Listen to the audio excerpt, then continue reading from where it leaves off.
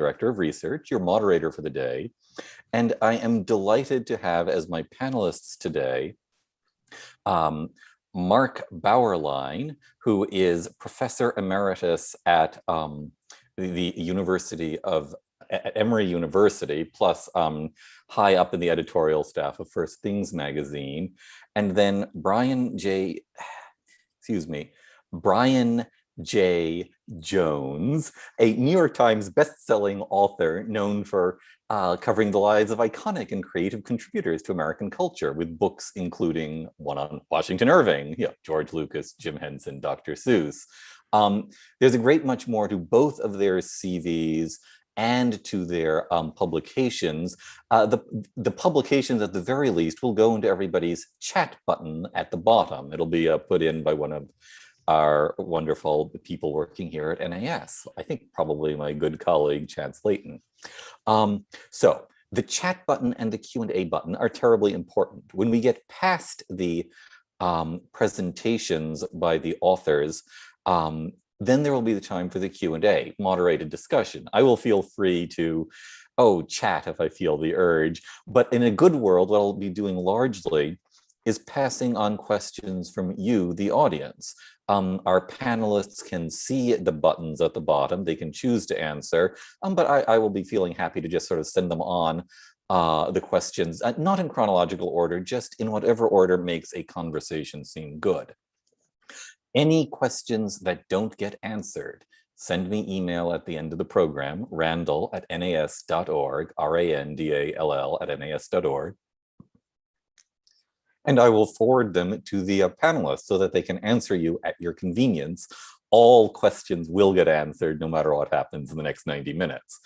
Also, this will be available recorded, this webinar, afterwards. It'll be up on our NAS YouTube channel, and that's National Association of Scholars, not the rapper NAS, within 24 hours, ideally for perpetuity. And that, along with all the other webinars in our series, both the Great American Novel series and our American History series, are going on simultaneously. Now, I said Great American Novel. We are, in point of fact, discussing short stories by Washington Irving, particularly Rip Van Winkle and Sleepy Hollow, but Washington Irving at the forefront of the birth of the American literary tradition. I know I'm being cruel to Benjamin Franklin and various authors of captivity narratives, but Washington Irving really matters. Having said that, Professor Bauerlein, may I ask if you would be willing to speak first? And this is, ideally 12 to 14 minutes, a bit longer if you feel the urge, and then to Mr. Jones, and then we'll go on to the moderated discussion and Q&A. Oh, and you're still muted. Sorry. Am I coming through? Yes. Okay, good. All right, let's talk about Rip Van Winkle. Now, I'm a literate English teacher, and so when I teach works like Rip Van Winkle, my goal is to find an entry into the story and then look at specific passages and try to draw out of those passages some of the bigger significances that we find. And Rip Van Winkle, as you said, it's part of the great tradition in American literature. One of the greatest traditions of American literature is the short story. And Irving stands really at the beginning of the American short story that has its great representatives running through Poe and Hawthorne and Melville and everyone, all the way through Henry James and Fitzgerald and him all after that. So the short story is a little subgenre that the Americans stand at a world level with in all ways. And the collection of Irving's really set a standard that the best American writers tried to meet. And it's easy to take a work like Rip Van Winkle. Everyone knows the funny story, the guy who falls asleep for 20 years and then his beard is really long. And we all remember the Disney, well, people of my age, they remember the Disney cartoons about Rip Van Winkle. It's been retold many times in juvenile versions, but there's a lot more to the story than just a curiosity that 12-year-olds love, although it is that as well. And here's the opening question for the students. What year is it when Rip falls asleep? And what year is it when he wakes up? And that sort of takes students aback. Well, how do we know? It's not really mentioned. I said, but what are the signals that we have here? Remember, when Rip returns to the village, people ask him, who is he? I mean, one guy sidles up to him and says, hey, are you federal or Democrat? And Rip says, because he's so confused, alas, gentlemen, I'm a poor, quiet man, a native of the place and a loyal subject of the king. God bless him. That tells us that Rip falls asleep before the revolution has started, at least before the revolution has reached that quiet little village up in the Catskill Mountains. Another man sidles up to him and says, and I mentioned the federal or Democrat, says, hey, on which side did you vote? And Rip stares at him in vacant stupidity. Vote? What is that? He says, I'm a subject of George, of the king. I'm not a citizen. I don't vote. I don't even know what voting means. So we know it's before the revolution when he falls asleep. And we're well after the revolution, and there's an election going on. So if you got a 20-year period between falling asleep and waking up, that gives us the years. We got an election in 1792. No, that's too early. We got an election in 1796 when we have parties forming more, federal Democrat, and John Adams is elected. There we have our years. 1776 to 1796. And it is crucial. I mean, that tells you so much about the meaning of the story that Irving chooses an election day for Rip to return. It's one of the most fundamental changes in the ordinary life of an American during these years. Rip comes back into the village, and not only have all the material signs changed, that old shade tree isn't there anymore. The sign on the inn looks a little different now. There's a different George up there on the sign. But here I'm going to read you this passage. It's a paragraph beginning, there was as usual. And I think this is a great paragraph to go through very slowly with students. There was, as usual, a crowd of folks about the door, but none that Rip recollected. Well, now, Rip used to hang out around the little square there. People would gather and they'd talk. Every once in a while, a newspaper from the month before would fall into someone's hands, and they would read it out loud and say, hey, look at this that happened down in New York City. And it was sleepy, quiet. People smoked their pipes, a lot of silence, maybe have a little glass now and then. But now, listen, the very character of the people seemed changed. That should tell you, we not only have a political change from 1776 to 1796, going from subject of king to voting citizen, but it goes all the way down into the character of the people. There was a busy, bustling, disputatious tone about it, instead of the accustomed phlegm and drowsy tranquility. People are mingling out there in public, and there's a certain tension in the air. Okay? And part of this is it's an election day. Okay. He looked in vain for the sage Nicholas Vedder or Van Brummel. In place of these, a lean, bilious fellow with his pockets full of handbills. Suddenly people have information that they're passing around. And what is the information contained? Haranguing vehemently about rights of citizens, elections, members of Congress, liberty, Bunker's Hill, heroes of 76, and other words which were a perfect Babylonish jargon to the bewildered Van Winkle. Now, there's something psychologically complex going on in this presentation by Irving. We have here with these handbills, this election time, a politicized public square. Okay? Everything is overtly political in a way it was never political before.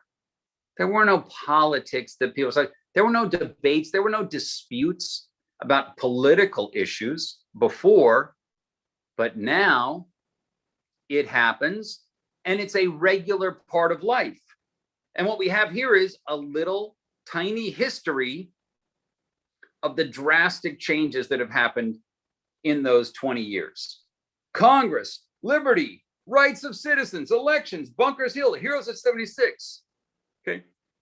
A powerful transformation has taken place in the New World. Okay? It's a revolution. And this is one of Irving's points in this little funny little tale of this guy who falls asleep. He misses some of the most profound events in not only American history, but world history. Rip slept through it all. He missed it. Everything that happened to produce this new society, this American experiment. Okay? And one critic has put it this way. What Irving is doing is presenting through the character of this simple man facing this new world and being so overwhelmed that at one point, Rip says, as people are trying to explain to him where he is now, he says, God knows. Someone asked him, what's your name? God knows, he exclaimed at his wit's end. I'm not myself. I'm somebody else. That's me yonder. He's pointing at his son who's grown up. No, that's somebody else got into my shoes. I was myself last night, but I fell asleep on the mountain and they've changed my gun and everything's changed and I'm changed. And I can't tell what's my name or who I am. There is, again, a psychological point to be drawn here in that the political revolution has had profound psychological and emotional effects on the people. And Irving, as a writer, a storyteller, that's what he wants to present. Not the politics. We'll leave that for the founders and their subsequent commentators. No, I'm going to talk about how this political revolution has affected people. And Rip facing it so abruptly is a way to dramatize this transformation of life from an old world way into a new world way. And Rip proceeds in the village to take a place in a public square, and all the people in town look upon him as an icon, a symbol, a holdover from the old times. And they like the presence of Rip in their community as the presence of the past in this world that has gotten a little hectic. There were satisfactions in the pre-revolutionary condition that maybe have been a little lost in this new democratic way of thinking that tends to make people divide a little bit, this party or that party, that makes them assume responsibilities that they didn't have to assume before. Now, none of us want to go back. Well, maybe some of us want to go back, but we have to recognize that this new liberty, the duties of citizenship they can be maybe a little psychologically taxing. And that Rip's experience is sort of a way, it does psychological work for the people in the town.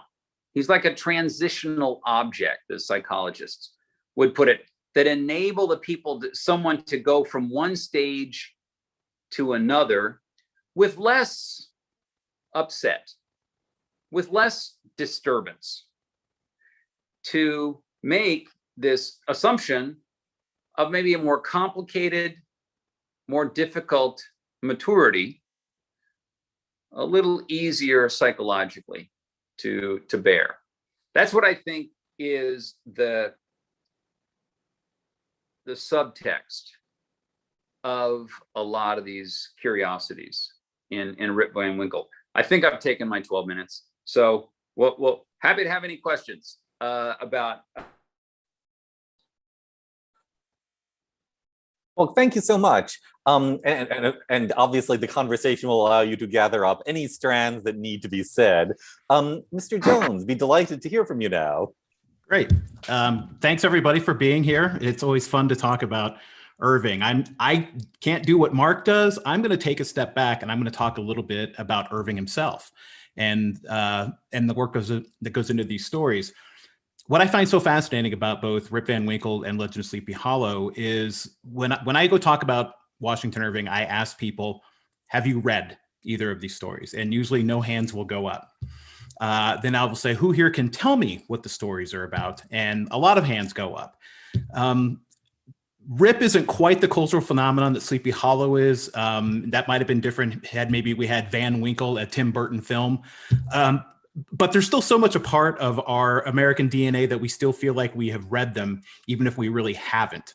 And really, it's a wonder that they were ever written at all. Because the first great American short stories, which is what we're dealing with here, are written by a man who was dismissed by his teachers as a dunce, a writer who had no sense of direction, who could be remarkably driven when he put his mind to it or when he was out of money, whichever. He wasn't one of these people who was immersed in the classics, and he wasn't immersed in political theory, and he wasn't immersed in philosophy. You know, this isn't Alexander Hamilton reading every book in the library. Irving loved travel. Irving loved conversation. Irving loved parties. Irving had a knack for showing up just as dinner was being put on the table. He got invited to the best parties, and when he didn't get invited, he could crash them, as he did with a party at Dolly Madison's White House once. So, but that's actually Irving's superpower when it comes to his ability to write. He's a great observer of people. He's a great listener. He's a people person, but he's got a love of story. He's got a love of conversation that really shapes his work. What really shocked me, and one of the things that I really love about Irving, is he doesn't really sound, as you could tell when Mark was reading, he doesn't really sound like your typical 19th century writer. This isn't, stilted Puritan prose. This is sort of conversational and, dare I say, American English. Let me just read you the opening lines of Rip Van Winkle. Here's the opening lines. Whoever has made a voyage up the Hudson must remember the Catskill Mountains. They are a dismembered branch of the great Appalachian family and are seen away to the west of the river, swelling up to a noble height and lording it over the surrounding territory. I mean, come on. I mean, it's no wonder the English readers and the English reviewers were amazed. And the reader is sort of automatically on Irving's side. Again, this is Irving's personality coming through in the work. Irving is a very willing tour guide, and he is a very genial narrator. He is never afraid to turn and talk directly to the reader, which was one of the things I really love about him. He'll break the fourth wall. He will turn and talk and address the reader directly at times, which again, especially in the 19th century, is very stunning. It's very, to use the modern word, it's very meta at times with Irving. Rip Van Winkle itself was the result of an all-night writing session that was sort of spurred on by an evening of conversation Irving had with his brother-in-law. He's living in England at the time. It was in the hot summer of 1818, sort of in northern England. And he was talking with his brother-in-law, Henry Van Wart, one of those mini vans that seems to be in Irving's circle. They were talking about New York and the theater and Dutch country and Sleepy Hollow. Irving, as a child, was actually sent to Sleepy Hollow to escape a pandemic in New York, if that sounds familiar. So he was familiar with Sleepy Hollow and with the Dutch audiences up there and the Dutch traditions, which he thought were very quaint and amusing and at times very funny. But Irving was so inspired by this, he goes back to his room and he sits down and writes this out, longhand, remember, in an all-night session, and it's almost complete in first draft. I mean, it really hits Irving like a lightning storm. But again, we're really lucky to have this story because at the time this is written, Irving writes this in 1818. It comes out in 1819, but Irving is writing this in 1818. At this point in his life, he's had one bestseller to his name a long time ago. In 1809, he had written A History of New York, which was a great example of Irving kind of invented viral marketing to promote this book and had New York sort of buzzing with anticipation about this book, that Irving creates a fake narrator and a fake historian. And this book is a big sensation, a big bestseller in the United States, but Irving's really not able to follow up on it, mostly because he's uninspired, partly because he's distracted, partly because he's stressed. But he's really determined not to be a one-trick pony. But Irving always kind of loved preparing to write more than he loved the writing process. So he's very distracted over about the next 10 years. He takes a number of odd jobs. He's a military aide during the War of 1812. He's a magazine editor. In fact, he's one of the first magazine editors in the United States to publish the Star-Spangled Banner in the magazine, and says, I really hope this thing catches on. And he's also trying to land political appointments the entire time through his family connections. His family is a fairly successful group of shippers and importers, and with offices in Liverpool and in New York. So he's always kind of trying to get a government position so he can have this day job that pays him while he's pursuing writing, which is what a lot of people who are writers do. We have our day jobs, we have our health insurance while we write in the evenings. And this is sort of what Irving's trying to do. Irving's one of 8 children. And his family finally in 1817 sends him to Liverpool. They say, you know what, go over to Liverpool, work in the family business, get your salary while you're pursuing your writing, have a ball. It doesn't happen because almost immediately when Irving gets to Liverpool, the family business goes bankrupt. And Irving spends the next year and a half just uncovering the burden of getting this company out of bankruptcy, which Irving finds terribly embarrassing. Irving, his entire life, was never great with money and investing. Only Washington Irving, for example, at one point late in life, only he could lose money in a deal with John Jacob Astor, which happened so much later. So Irving sort of has a knack for, does not have this head for business. But he could be really disciplined when he wants to. So in October 1818, we hit this very critical pivot point in American literature. Irving has his government job dangled in front of him. His brother, who's a congressman, William Irving of New York, offers him a job with the U.S. Department of the Navy as sort of its official clerk. And he says, come home, please. You've got this job. I've talked with the Speaker of the House. I've talked with the President pro tem in the Senate about this. The job is yours. And Irving says no.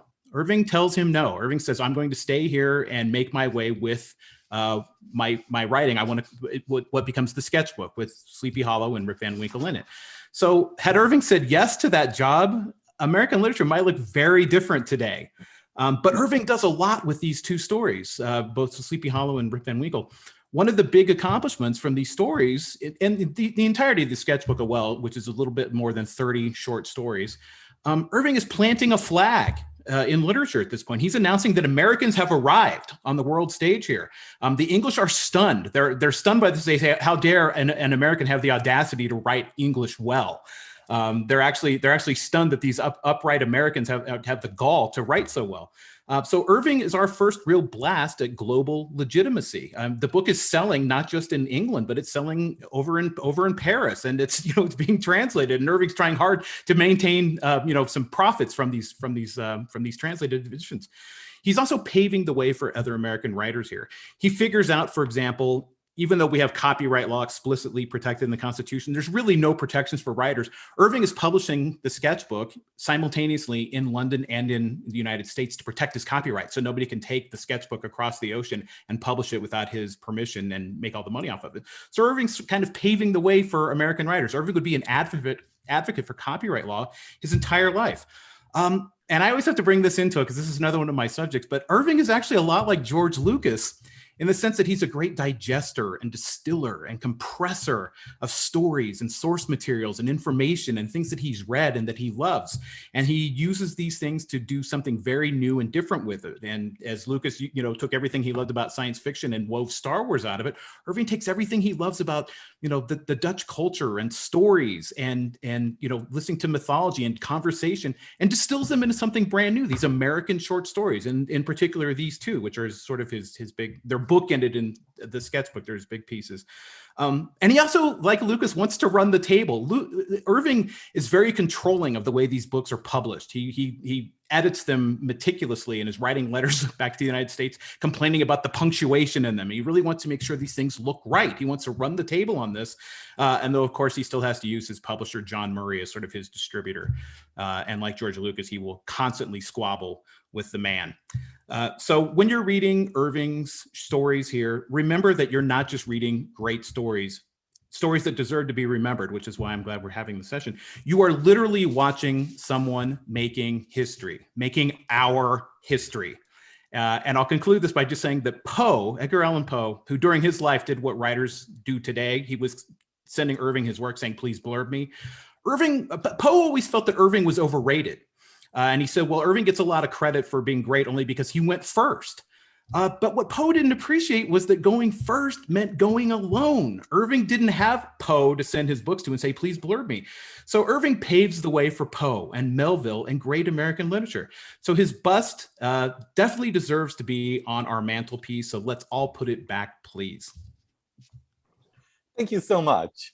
So I'm going to just say to all the people who are listening, watching, it is possible for you to do questions, and you're encouraged to do questions. Chat or the Q&A button. I'll just throw off one of my own to start with, just because I love doing this. Short story markets in America, Washington Irving's time and in the next generation. How much were short story writers writing for magazines, and how much were they writing for printed collections? Or both. Mark, you want to start with that one? I can't say much about printed collections. I mean, you have the sketchbook and you have Hawthorne's Twice Told Tales.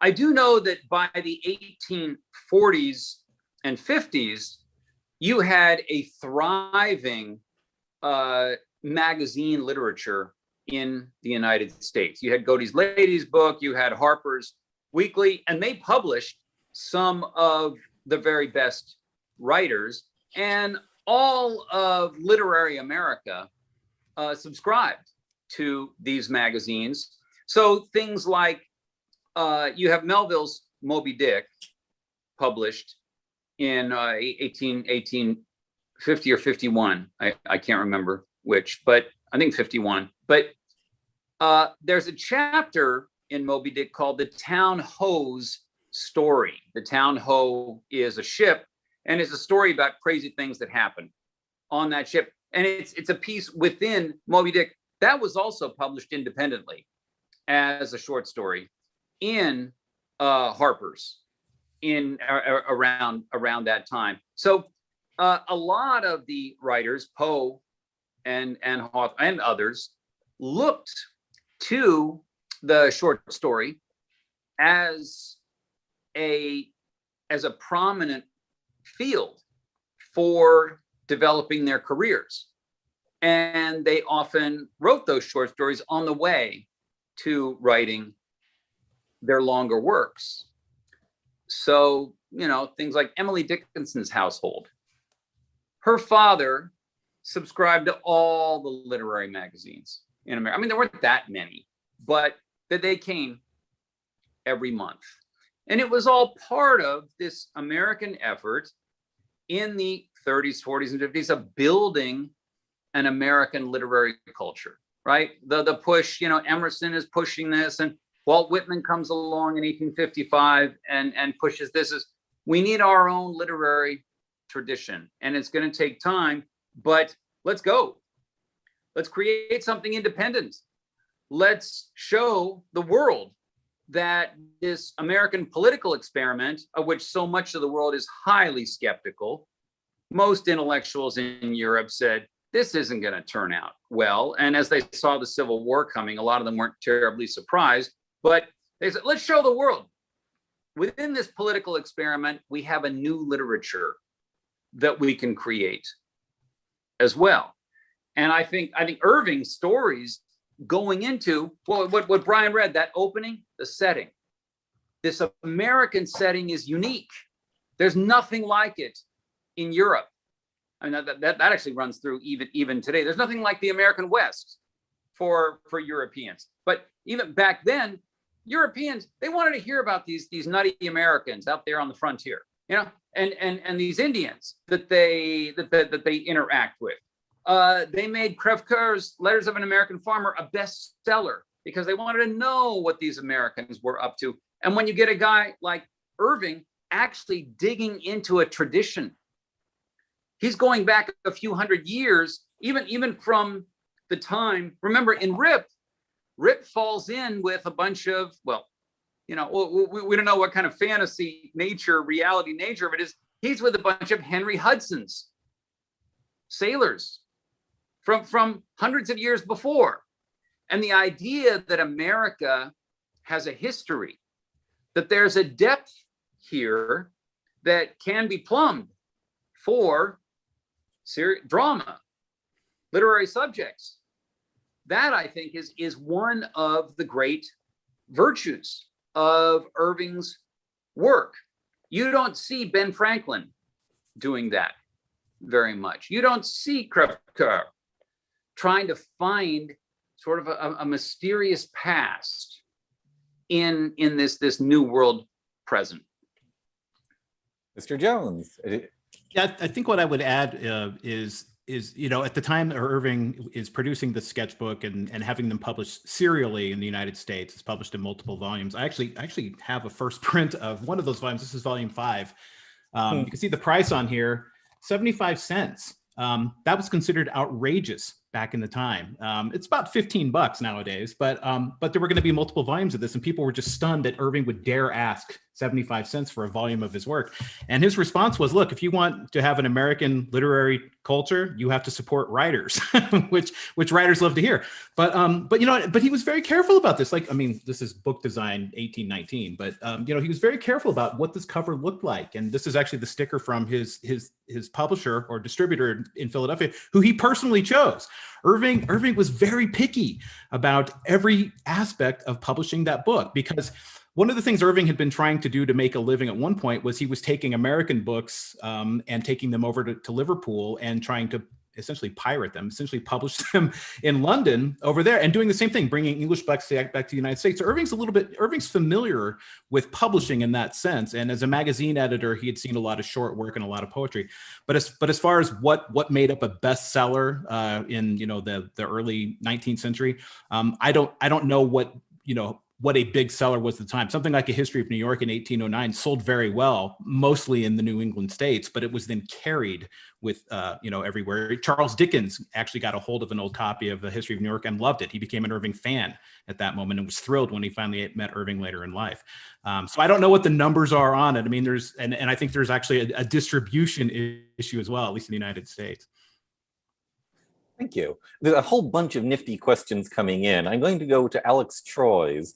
Is Irving admiring the changed, politically oriented, contentious American, or is he lamenting the change? And yes and no, I suppose, would be an acceptable answer, but thoughts? Well, I'll start off just talking a little bit about him personally. His family, and anybody who's seen Hamilton will probably know a little bit about them, but just by telling you this, they were Burrites. Because they were very New York, and they were very established with Burr, and his brother had edited a newspaper that was a Burr newspaper. Irving did not have any great love for Thomas Jefferson back in the time. In fact, he makes fun of Jefferson very, very harshly in A History of New York. I mean, Jefferson's the butt of the joke a lot of the times in A History of New York. Later in life, Irving went back and changed a lot of those jokes. So when he was our American man of letters, but at the time, you know, it's almost dirty jokes about Jefferson in 1807, 1809. So Irving's familiar with the political, you know, the political air, with the political, you know, the politics in New York and the politics in the United States. He's actually born the week the week that the American Revolution is over. He is named after George Washington, so politics are almost inherently are kind of in his blood. Irving's not naive about politics. I'll let Mark talk a little bit about what it's reflected in his work, but in his personal life, he ends up working in the American Embassy in London with Martin Van Buren, and he's appointed our ambassador to Spain by John Tyler. So Irving's very politically astute. He's pretty sharp when it comes to. He's got really good instincts. If I had to summarize it, I'd say, of course, Irving is fully committed to the American experiment, to the American Revolution, but he is wise enough about human nature to understand that revolution can be rough psychically. It can be difficult. Your circumstances change. That can take time to assimilate. You might say that this is sort of the tragic sense of life, to recognize that most profound change is mixed, right? Washington's sympathies are all on the side of the United States, while being a literary man enough to understand the concrete lived experience of the new political identity can sometimes take a toll. Okay, thank you. I will go on to a question from White Martindale. Is there any social message in Sleepy Hollow? And I might, political message. I mean, analysis along the lines of what you were been saying about Rip Van Winkle. Or is it just a fun story, darn it? I don't see the.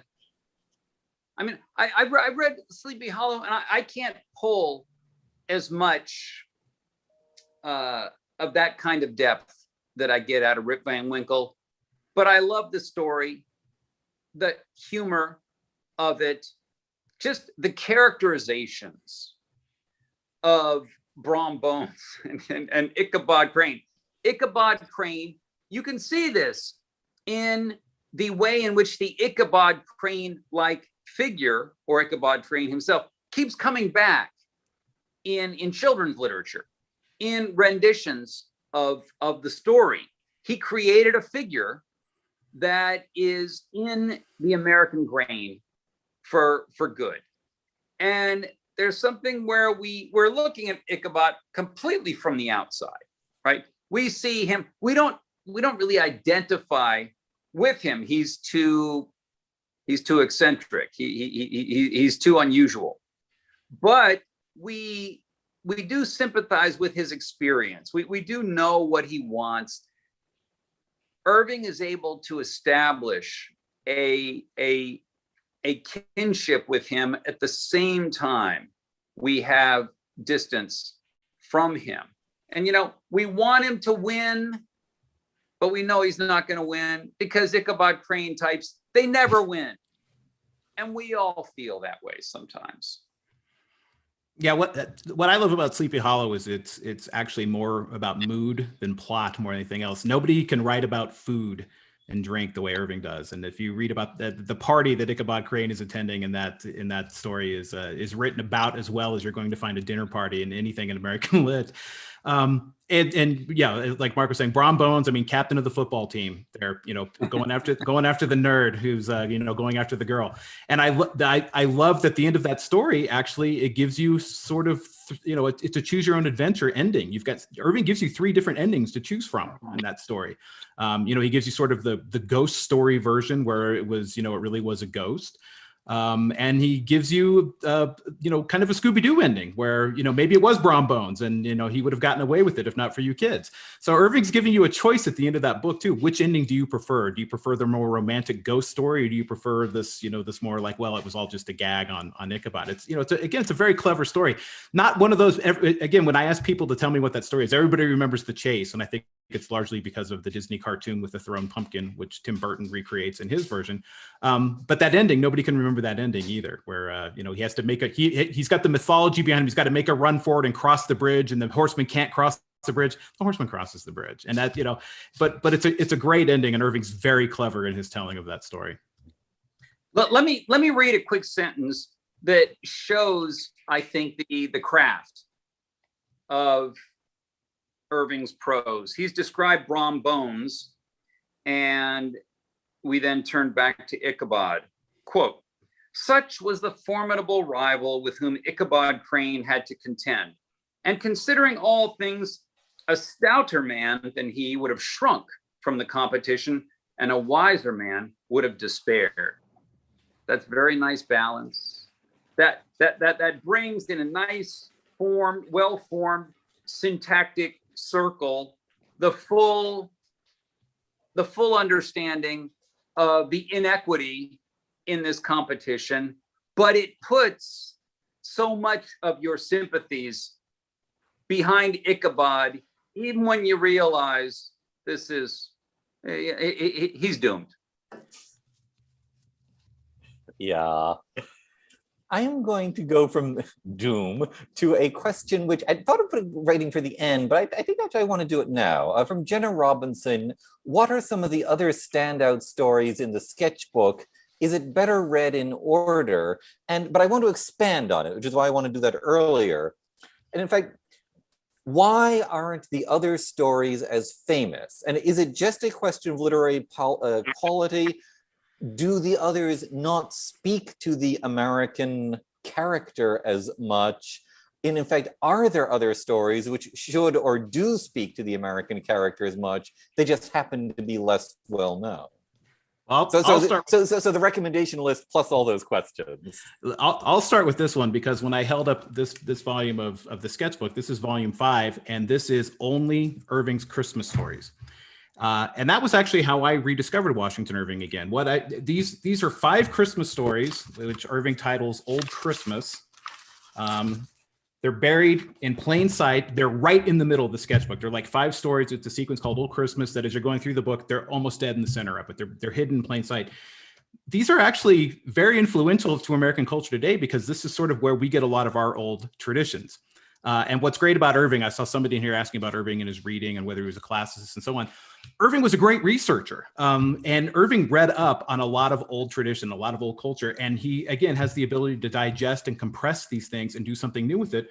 Irving then talks about old Christmas traditions that actually didn't exist, but he told us they did, and that this is the way Christmas was always celebrated. And he's got citations in the text where he got these things from. So he's brilliant about this, again, creating a very meta campaign on this. But those Christmas stories are where we find, the Yule log makes an appearance in there, and children getting gifts, and the narrator coming up before the old manor house in a sleigh, and it's snowing. And Irving's essentially inventing our Christmas tradition, but telling us this is old school, and it's at Squire Bracebridge's house. And at one moment, as Squire Bracebridge is explaining to everybody that this is the way Christmas has always been done, this is the old tradition, Irving, through one of his characters, sort of turns very smartly to the reader, turns to the camera, and does this, meaning like we all know this is baloney, but isn't it a lot of fun? But Charles Dickens grabbed a hold of these as well. These influenced the way he wrote about Christmas as well in the Christmas Carol. So they're very influential without any of us really knowing about it, because I think mainly because Dickens grabbed a hold of them. But there's a lot of really great stories among those 30. I see a question, and I think it was from Curtis Armstrong, about reading them in a certain order or not. What's interesting about this is Irving went through later in life and reorganized them like a great record producer. And the way it's published now is Rip Van Winkle in position 1 and Sleepy Hollow in the final position. So he's got these great bookends on them. And then it's like the Beatles' White Album. What would you take off? And you look back and you're like, well, that song's not great, but you can't lose it. And that's kind of the way the stories are in the sketchbook. Some of them are better than others, but you can't really take one away or the entire structure falls. And the last thing I'll say about these 2 particular stories, what's very interesting about these is the sketchbook is written under the pseudonym of Jeffrey Crayon, as we can see here. But the two stories we're talking about here, Rip Van Winkle and Sleepy Hollow, is when Irving steps in for a moment, and they're the only two stories like this, and says, oh, by the way, we found these among the papers of the historian Diedrich Knickerbocker. So they're written in a slightly different voice of that old historian, who's the character who narrates Irving's very successful history of New York. I think that voice is probably a lot closer to Irving's real voice than Geoffrey Crayon. I think Irving envisioned himself as being the very erudite gentleman, Geoffrey Crayon, and he was a little more, the storyteller and dirty joke maker of Diedrich Knickerbocker. These two stories are told in that Knickerbocker voice. It's interesting to me that those are the two that rose to the top. Mark, did you have something you wanted to add to that on No, other stories of note? Not really. I mean, these days, when it comes to classic American literature, I say read as much as you can while you can. We have to maintain the tradition. We have to insist on the first level of just basic familiarity. We want exposure for kids in adolescence, starting in adolescence, and building on that their entire high school and college careers.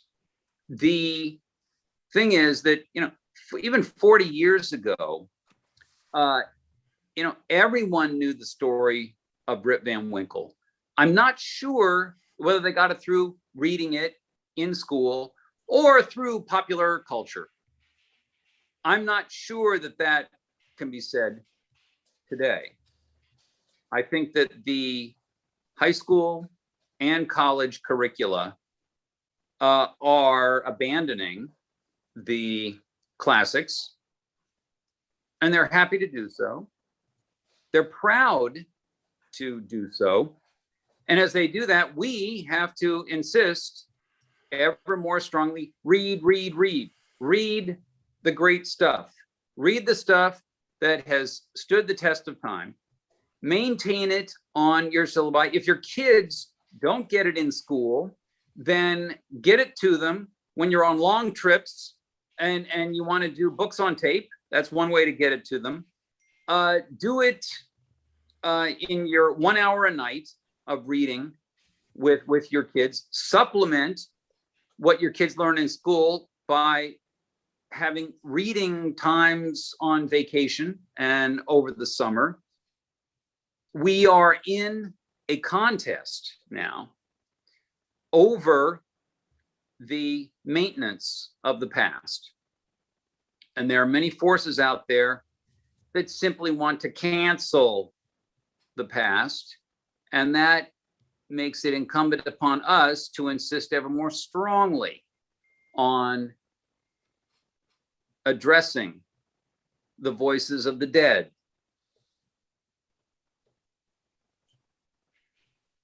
Mr. Jones, do you want to follow up on that? I can't follow that up at all. That was magnificently said. Thanks, Mark. Thank you. Yes, thank you. I'm going to have a very different tonal question. My own, actually, this time. Why on earth is it that modern American literature is getting born in New York rather than Boston?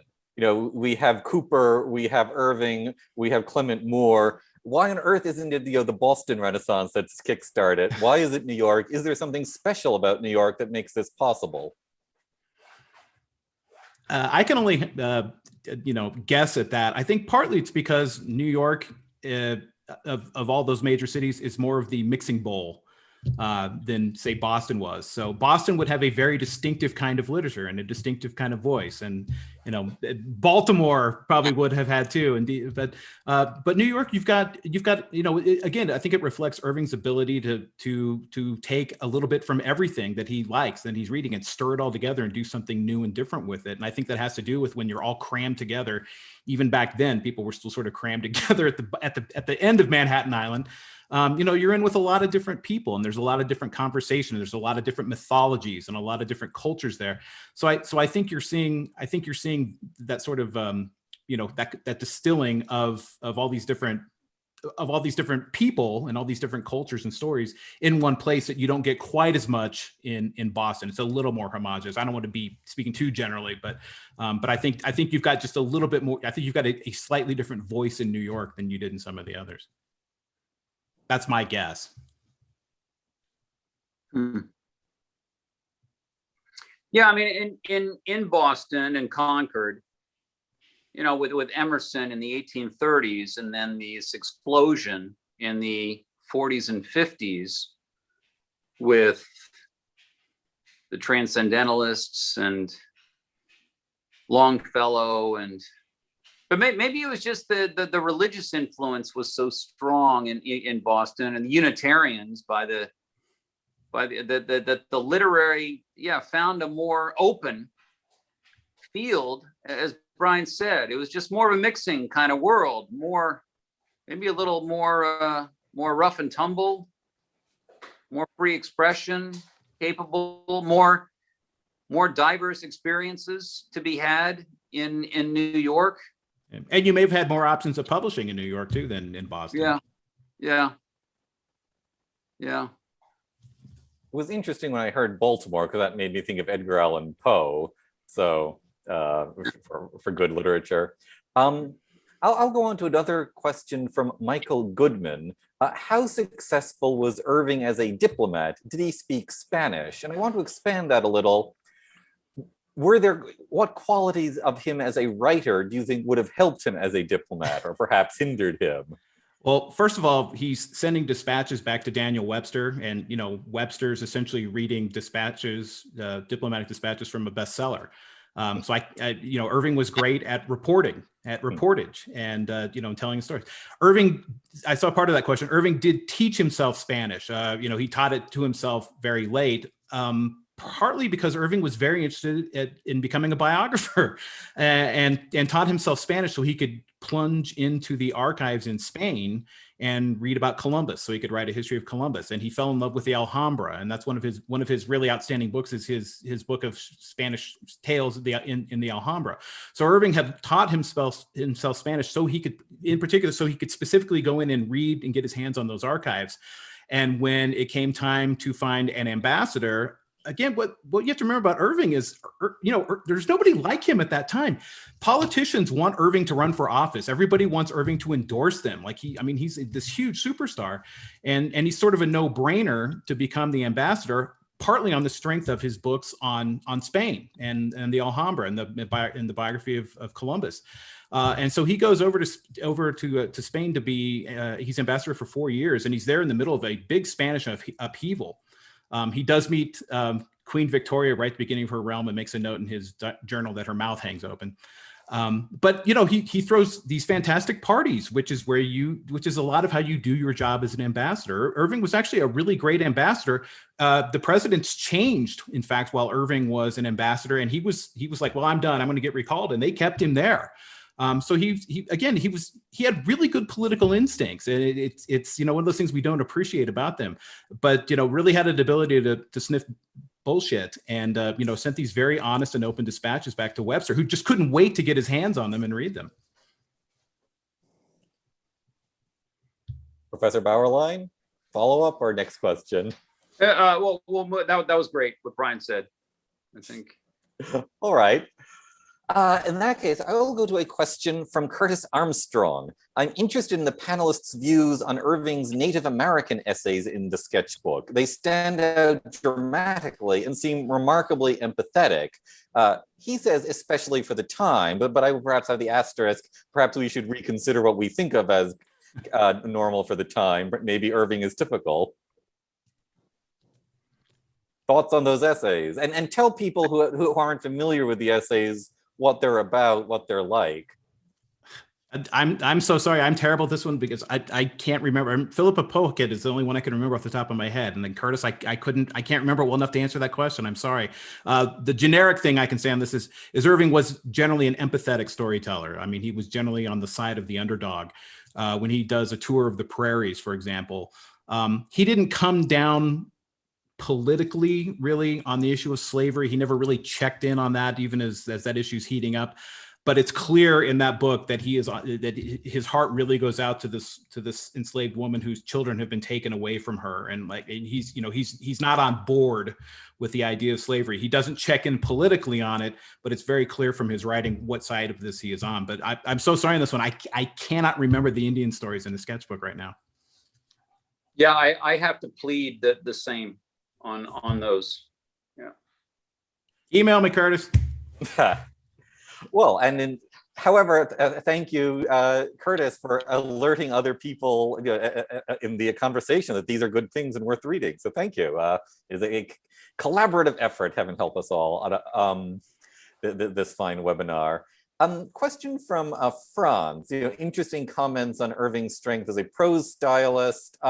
Yet Poe and other contemporaries seemed not to think much of Irving as a prose stylist. They employ a more complicated syntax, wider selection of vocabulary. Was it that more sophisticated style that inclined Poe to criticize Irving? Was it about Irving not being a poet like Poe and Melville? Did Irving need Hemingway in order to be better appreciated? And I suppose, and I'll just sort of generally say, how much should we be reading Irving for his prose style, and how much for, plot construction, character, humor? I'm going to assume these are slightly separate qualities from prose style, although that may be a false assumption here. I would say that in America in the mid-century, you're talking about the writers looking back a little bit at Irving. If you look at the magazines published in the mid-century, the highest prose models are still those of 18th century English writers. They still think Addison and Steele are wonderful. They admire Samuel Johnson's prose. And that often has a lot of periodic sentences. You have often a high literary idiom, even though they're just prose articles about occasional subjects. And I imagine that against that backdrop, Irving's prose looks a little straightforward. The diction isn't as high, but I think that I look at Irving's prose and I see those things as virtues. It is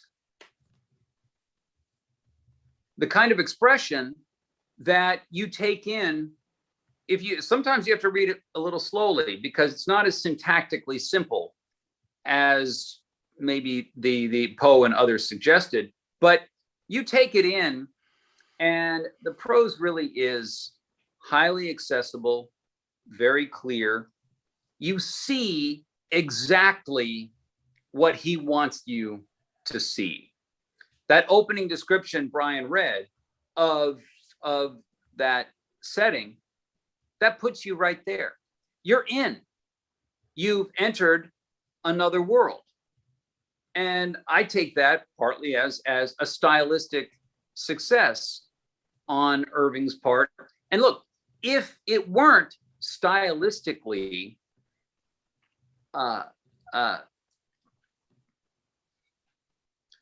talented, we wouldn't keep reading it.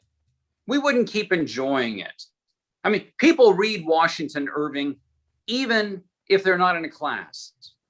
People enjoy the stories. You go back and reread Rip Van Winkle and you enjoy those scenes over and over again, precisely because Irving's descriptions are so vivid, right? He catches details very nicely. So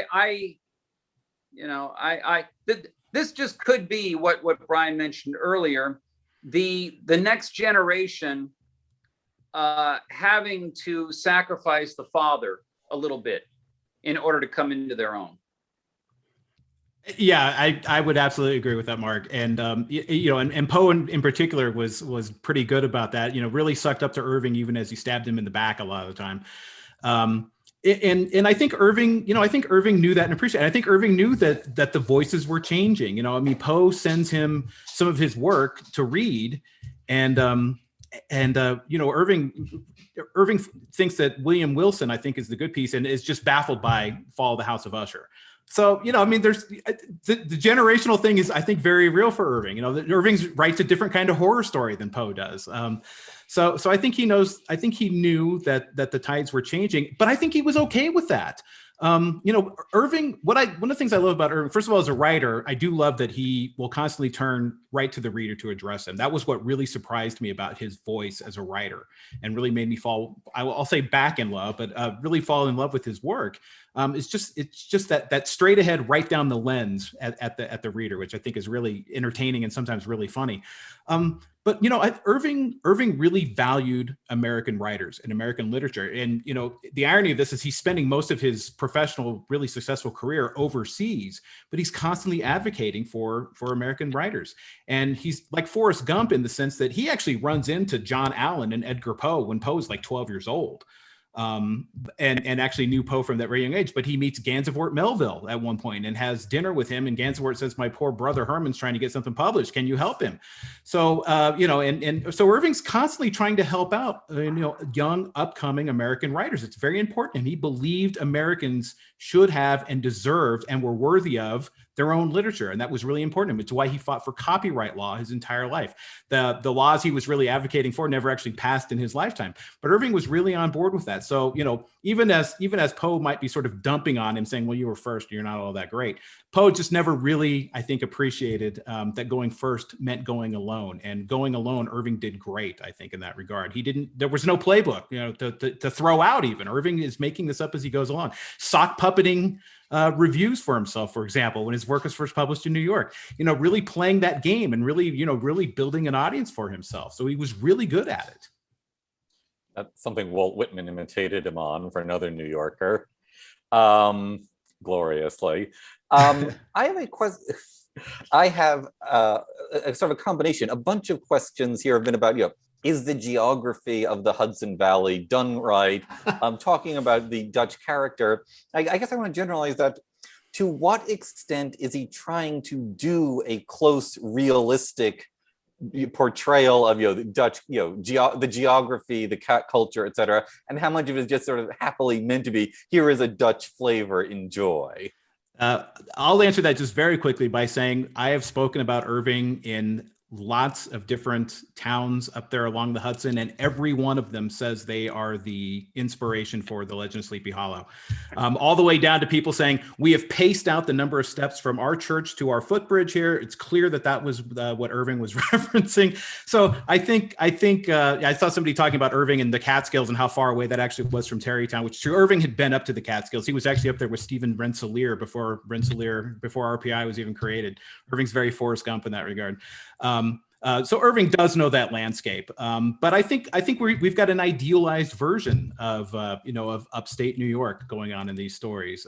He does make a point of mentioning the tree where Major Andre was hanged, which is in up near Sleepy Hollow. So there's enough real landmarks there to keep you rooted and keep you grounded. And as Mark was saying, what's really important about these stories is they are clearly based in the United States.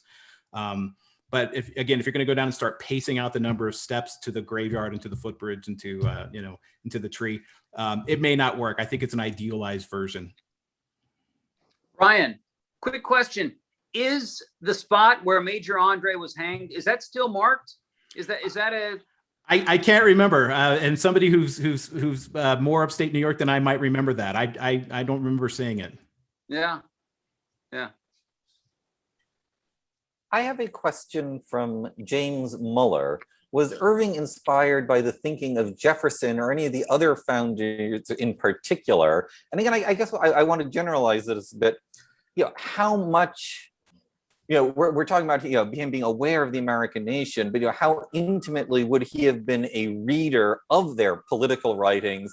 How much would he have thought this is really something I should be translating into the literary sphere?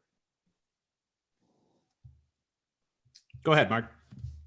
I'm not sure how committed Irving was to sort of the specific ideas on, I mean, studying the founders and the founding. I mean, one thing that, you know, we realize we're 30 years past the ratification, right? It's the 1820s and 1830s, and the founding has a much different existence or condition for people. The founding generation has passed on, and the famous moment when Jefferson and Adams die, that kind of puts an end to an era. And people are now looking, okay, we've lasted a few decades now. The United States is growing all the time. Waves of immigrants are starting to come in the 1840s. The people are moving into the frontier is getting pushed back. People are moving into the interior, and the founding ideals aren't, I mean, I would imagine for most people, they're not so alive in people's ordinary lives the way, say, they are today, with everyone debating about, you know, the free speech and all those other issues.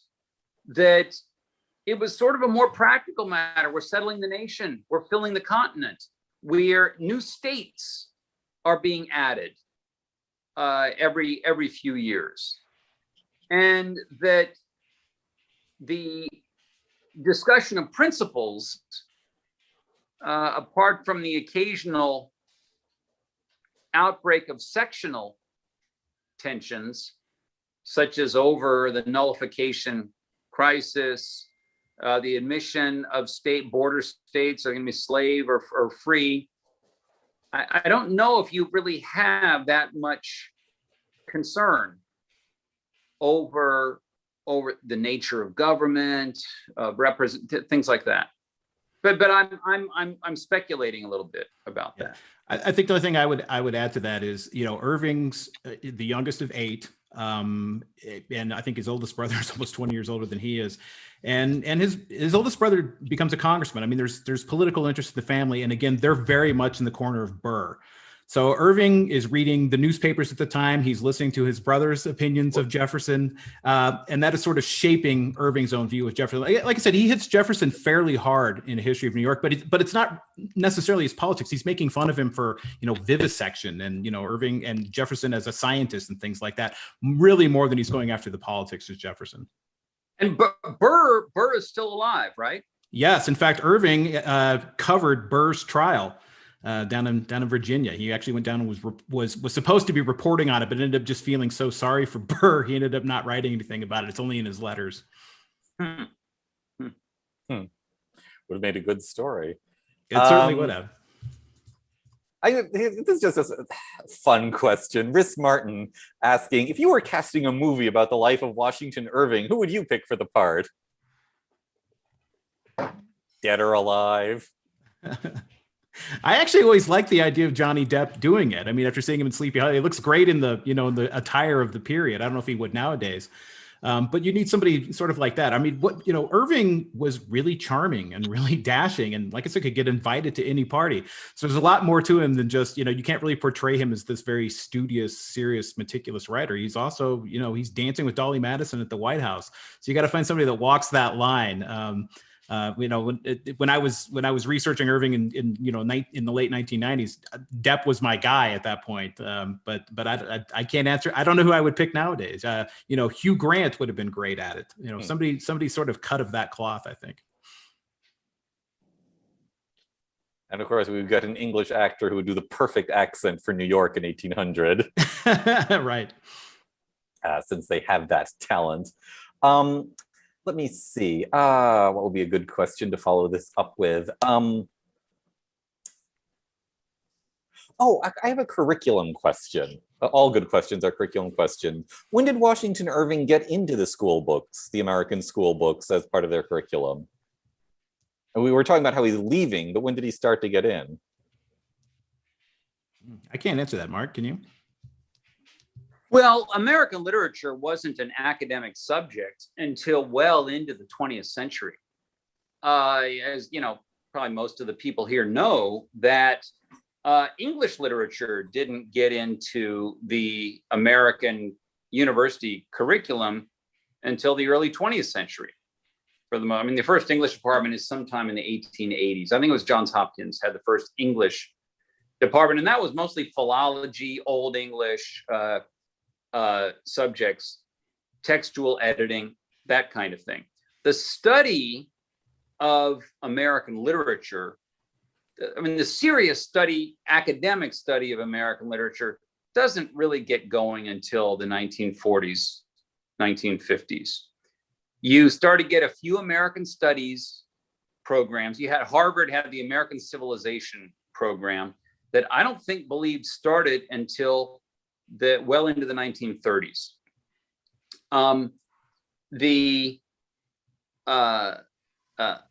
The inclusion of Irving as a topic for English classes, I would probably put that in the 1950s when a canon for academic consumption was formed.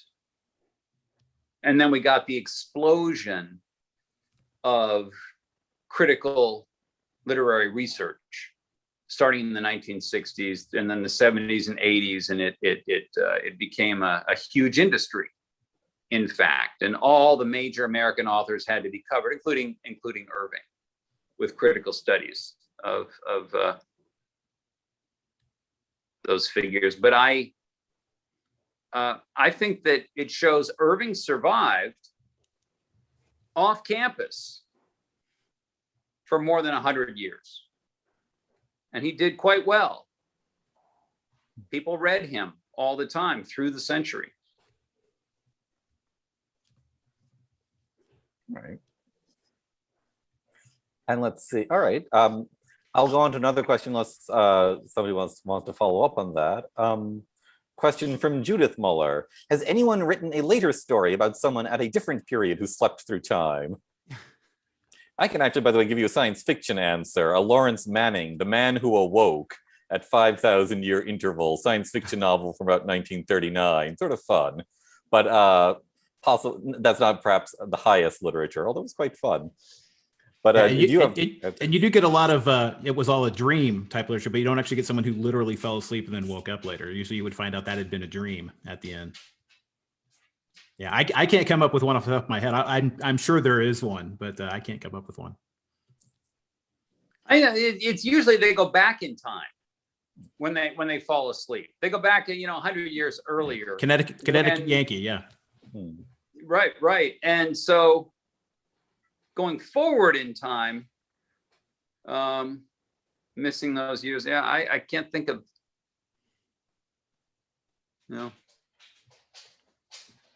So should we? Bananas. Woody Allen's film, but no, Woody Allen's film. What's the one where he goes forward in time?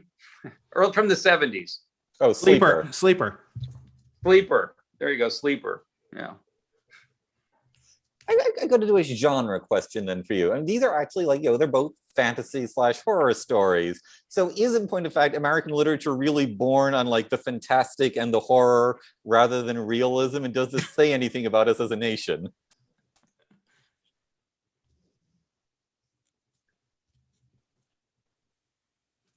Well, the plots of early American literature, they're pretty unusual.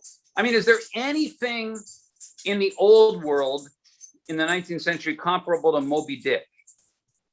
A captain with an obsession to kill a whale that dismasted him, as Ahab puts it, or the Scarlet Letter. And that is a bizarre opening scene. When there's a woman up on the scaffold, there's a minister. She's wearing some weird dress with a letter on it. Is there anything like that in old world literature at the time? Well, I'm trying to think. Charles Brockden Brown is a little weird. I think he's got a story about even a killer ventriloquist dummy, if I remember right. So I mean, there's some, fantastic stuff. I mean, but it is an interesting point, like who's the next probably most memorable one? Poe, who's dealing very much in the same genre. Yeah, I don't know. I mean, it's, one of those things. Do Americans love to be scared? I mean, there's a reason Stephen King has written, 65 books and still counting out at this point. I guess we've always been there. That's actually interesting. And in fact, Stephen King, is the inheritor of Washington Irving in some sense.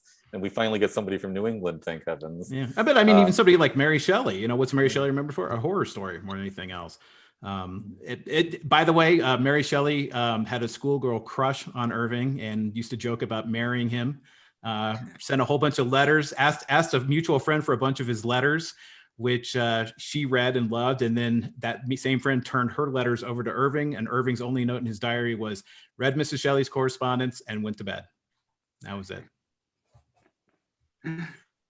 Well, actually, though, then, so we're getting a bunch of things about what Irving is coming from, the Latin education background, the education in the English literature. Who were his literary models then? I mean, yes, he's trying to reinvent himself, but mostly we don't do this entirely successfully. We usually still have some influences. What do you think are the strongest influences, acknowledged and unacknowledged? I think one of the big ones is Sir Walter Scott, who he loved Scott's writing, and he actually ended up knowing Scott and Scott actually helped him get the sketchbook published, but he was a huge fan of Sir Walter Scott. And that's in sort of the romantic tradition of Scott's work, which is kind of where Irving was. Irving probably they would have probably tried to teach Irving Latin. I'm not sure any of that stuff stuck. And that's what I always think is so interesting about Irving. Irving had this ability to go in and do the research he needed for whatever he was working on. Which is kind of cool. And if he didn't know the language, he taught himself French, he taught himself Spanish, like he was teaching himself languages to go out and do this research. So Irving always had this ability to go and get what he wanted. He never makes a lot of references to what he's reading, which is really frustrating as a biographer. And I'm not sure even as you're analyzing his work, like, what's the direct line? What did he ever talk about? I think Irving loved reading the newspapers more than anything else. I think he got a lot of newspaper, and he'd been a magazine editor at one point. So Irving was reading a lot at the time that was coming in from others, and he was allowed as an editor to sort of pick and choose. And like I said, he was savvy enough to pick the Star Spangled Banner and say, oh, this is really something. I think we should, I wish we would do something with this. So Irving has taste when it comes down to it. But as far as what's directly shaping his work, I think a lot of times, it's like something gets in his head that he admires, and then he's sort of trying to ape it. But there's nothing like, for example, History of New York. I mean, History of New York is Spinal Tap. I mean, it's a mockumentary that he's doing, which doesn't really exist at the time.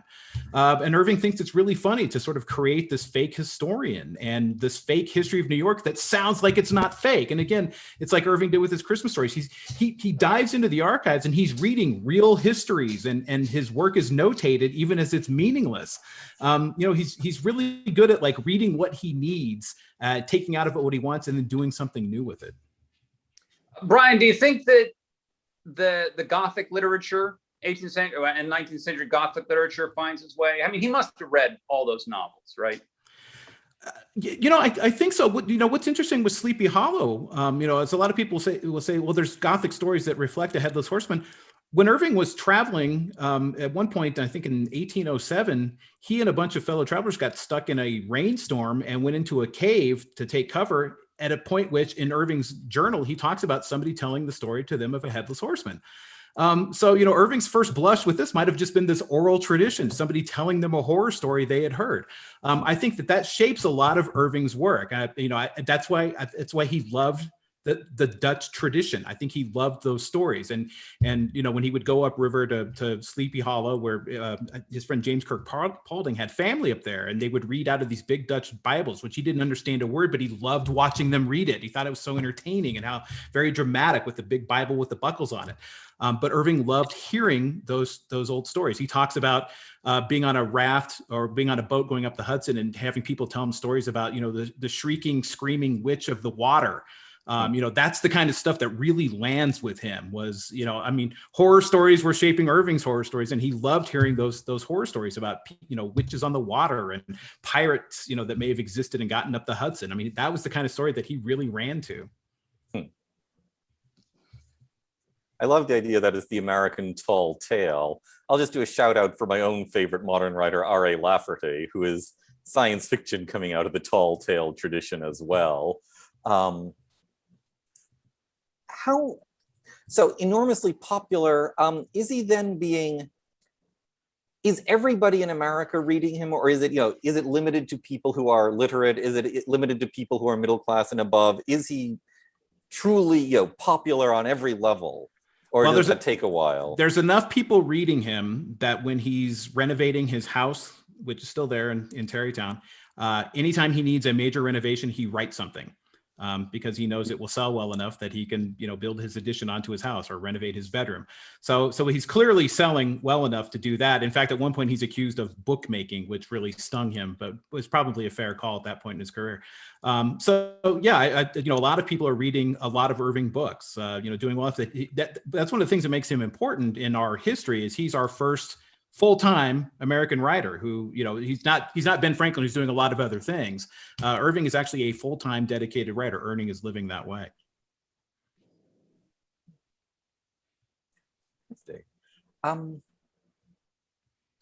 In terms of, actually, so this is going to maybe a little inside baseball, but so I'm going to come in suddenly as like a great Cooper fan. I'm going to tell you, Cooper is more important for the start of American literature. It's the great American frontier novel, Natty Bumppo. Why are you going on about Washington Irving?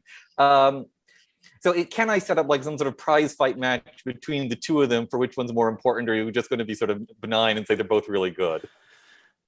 Irving actually helped Cooper land his first publisher. So without Irving, there is no Cooper, most likely. And Cooper and Irving were this very sort of fractious relationship throughout their lives. And at one point, Irving was made the executor of John Jacob Astor's estate, and Cooper just lost his mind over that. Irving was paid something like $10,000 to do that, which is a whole lot of money back in that time. And the irony is Irving would end up being the one who presided over Cooper's funeral ceremony in New York when he died. But Cooper and Irving are doing two different things. But again, I think Irving was savvy enough. First of all, Irving was savvy enough to keep his nose clean publicly about Cooper. Cooper was not the same sort of courtesy to Irving at the time. But again, he was one of those writers that Irving saw him coming and said, let me make you an introduction to my publisher. And I think that this first novel you're carrying around has got some promise. I think it was The Pilot that he was walking around at that time. Yeah. I find myself going back to Irving before going back to Cooper. I mean, you have to read Cooper's Leatherstocking novels. He wrote a lot. He never stopped writing, but the Leatherstocking novels, I think you have to read a couple of those just as part of your American formation. But simply as to the pleasure of reading, Cooper's novels just are a little baggy at this point for me, in a way that Irving isn't. Irving is very spare in his descriptions. He's able to move quickly, and I think that's part of the short story writer's art. With a short story, you don't have a lot of time. You can't develop a character for 30 or 40 pages or a setting or let things unfold. You got to hit it right on. The conflict has to come up within the first couple of pages, and Irving is very skillful at that. And I think there's a joy in getting into something so quickly and feeling a stake so soon, in a way that Cooper, it's a more an investment of time and energy. Did Washington Irving ever try to write a novel, and should he have? Only at one point. It was early on in his career, and never went much further than coming up with sort of big character arcs. It had to do with a woman who then died in a fire, I think, and it never made it beyond his journal. When Irving wrote long form, it actually ended up being nonfiction at that point. It ended up being actual histories. A biography of Muhammad, a biography of Columbus, a biography of, or a history of Granada. So when Irving went long form, it ended up being nonfiction at that point. And that was actually, and I saw a question about this earlier, that was actually when he started, he would use his own name at that point, was finally under the nonfiction. Before that, he was almost always under a pseudonym. It was the worst kept secret. I mean, everybody knew that Washington Irving was Jeffrey Crayon and Dietrich Knickerbocker, but he finally puts his actual name on it when he's doing the biographies of Columbus and Muhammad and so on. And actually, then, should we be familiar with his histories for the American literary canon too? I mean, do the histories hold up as works of literature, shall I say? In my opinion, they are much more difficult to read than his short stories. I really think his superpower is in the short story, which I think is why they're memorable. I have a colleague who just wrote a big biography of George Washington and did go back and read Irving's 5-volume biography of Washington, which Irving completed right before he died, and and said it was a slog, and it kind of is. So Irving's real strength. I think the reason he's remembered more as a short story than a biographer is because his biographies are really long, and they're very you have to respect them. They're very deeply researched. And well cited, which is the kind of thing you like to see in nonfiction. But his real strength is in that short story form. I guess I'll just say I think in our entire Great American Novel series, this may be the only one where we're actually focusing on short stories. And I guess I would say, in fact, we have something of the traditional prejudice in favor of the novel. I'll just sort of, I guess I'll just sort of mention that it might be interesting to think in terms of, is his reputation helped or hindered because of being a specialist in the short story? But I'll answer very quickly, and Mark, and then I'll let you do your thing on this. I think no. I think it actually helps Irving that he writes short stories, because you can get a lot of what you need from Irving in about 2 hours.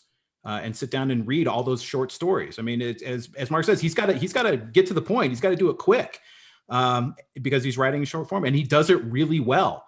So I think people keep reading Irving, maybe more so than Cooper, because you can sit down and read The Legend of Sleepy Hollow in about 22 minutes. You can sit down and read Rip Van Winkle in 15 minutes. There's power in that short form. I think that's one of the reasons we do keep reading Irving. It's not one of those ones where you say you really need to read Moby Dick, and people are like, I don't have 3 years to read Moby Dick. You've got 25 minutes to read The Legend of Sleepy Hollow. Yeah, and I'll say I think the short story is perhaps underappreciated as a craft because it's short. It looks like it doesn't take a lot of work, but I mean, I would say I think actually Hemingway's best fiction is his short fiction, not the novels. I think the nonfiction, there's some Death in the Afternoon, I think is a remarkable work of nonfiction, and that's long, very long. But we've got several short story writers. We have several writers whose greatest achievement, I think, are their short stories. And that's certainly true of a lot of European writers. As well, Maupassant and others, but I think that Irving's achievement in the short story is masterful. Nifty. Yeah, making it look easy, isn't he? Yes, which is very hard to do. Yeah. Yes. Well, on that, I think, admiring note, that's going to be this point where I'm going to ask each of you if you'd be so kind as to perhaps have a minute to sum up, and that'll get me to the point where I can just sort of, conclude our 90-minute webinar for people. I'll do it in reverse order, I guess. Mr. Jones, may I ask you to have a minute or so first for a sum up? Sure. So we have been talking about Irving short stories, and if we do want to talk novels, it's not necessarily a novel, but I will refer people back to the history of New York if you really want to get a good sense for what I think is Irving's unsung masterwork. Find it in the Library of America edition. I don't work for them, but the reason I'm telling you this is because it's the original 1809 version of it before Irving went back 40 years later when he was our American man of letters and cleaned up the dirty jokes, cleaned up the shots at Thomas Jefferson. It's Irving, I think, really doing what he does well. I think it's as good as anything he wrote the rest of his life. I think it stands right next to the work in the sketchbook. It's a fantastically funny book. And what I love about it is again, Irving figured out how to market this thing. He created a viral marketing campaign by announcing that his narrator, Dietrich Knickerbocker, again, the person who gives us the story of Rip Van Winkle and Legend of Sleepy Hollow, had left it behind in his hotel room. and had bailed on his bill. And the proprietor of the hotel put an ad in the newspaper and says, if Knickerbocker doesn't come back to pay his bill, we will publish this, as it's the only form of remuneration we have. So everybody in New York was on the edge of their seat waiting to see if this crazy old man was going to come back and get this manuscript. And when he didn't, they published it. As Irving knew he would, because Irving was Dietrich Knickerbocker. So on that, knowing even what he did to publish the book, go back and find a history of New York as well. Read the sketchbook. The sketchbook is fantastic. That is our genuine American DNA in a lot of those stories. But also try to find a history of New York. I think you will be surprised by how funny and again how modern that book is. Again, it's Spinal Tap for New York history. Lovely, Professor Bauerlein. Brian mentioned the American DNA. Yes. And there are a body of works that every single American should be required to read. And it is crucial that everyone read these, and it be a fairly small list of works that is an American literary formation of citizens that goes along with their political and social formation. And it's not a complicated or mysterious list at all, but Rip Van Winkle and Sleepy Hollow are on the list. They belong there. They have near mythical status in American literary and cultural history. And the syllabus should be pretty standardized. Every kid in 11th grade should read the harder works on that list. Every kid in 9th grade should read the more accessible works on that list. We need 2 years in 9th grade and 11th grade. 10th grade, we can do world literature. 12th grade, we can do British literature from Chaucer forward. But the corpus of American literature ought to be passed along to every American youth. And they should understand this as their inheritance. It belongs to them. They should absorb it as part of their American identity. And we know that the left the progressives want to change all of this. But sadly, the right often overlooks this in its fixation on economics and law and politics, that the literary side and the cultural artistic side of things is undervalued. And you cannot have a national identity unless you have a national literature. And Irving has a seminal place in the national literary story. Thank you. And there's a comment I'm going to endorse from Jenna Robinson. Now we need the list. You need to give us, if you've already written up the list, you need to send it to us. If you haven't written it up you need to write up those lists that everybody needs to learn in high school, so we can A, send it on to everybody listening here, and then B, just so we can sort of publish it for everybody. So if you haven't done it, please. We'd love to do that as soon as we can. So this is my homework assignment to our panelists. It's so much fun. I'm going to say thank you to our panelists and thank you to our audience. It's been wonderful having you all here. It's been wonderful being able to pass on these questions, I should say. It's been enormously nice just seeing these good questions come in.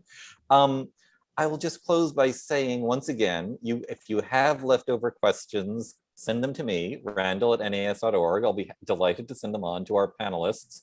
I'm going to encourage you to keep on watching the NAS webinars. We have both the Great American Novel series and our American History series going on concurrently. So I think we're going on to Jacksonian America next in the history one. And so you will be able to get not just this fine webinar, but others we hope just as fine. When I say this webinar, it will be available on the National Association of Scholars YouTube channel within 24 hours. And we'll be sending out, I believe, the email to everyone, giving the link, including to our panelists. So thank you all so very much. Fine panelists, fine audience. It's been wonderful having you. And I do hope everyone will show up again for more equally good stuff. So take care. Thank you. Thank you. Thanks, Dave. Thanks, Mark. Thanks, Brian. all. Thank you, everybody, for coming. It was great.